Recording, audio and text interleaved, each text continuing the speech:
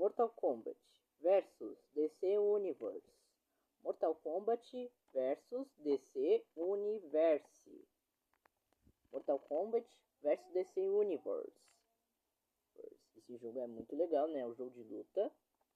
Vamos mostrar os personagens. Aqui tem Scorpion, Batman, o Raiden, a Mulher Maravilha, o Superman e o Flash. Não é o Flash, é o Sub-Zero.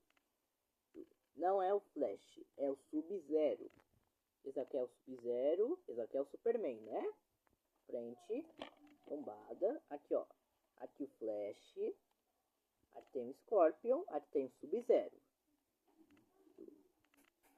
Não é o Flash, é o Sub-Zero. Olha só o disco.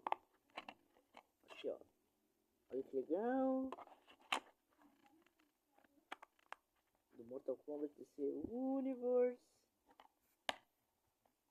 Então é isso, gente. Espero você gostado do vídeo. Deixa o like, inscrever e tchau.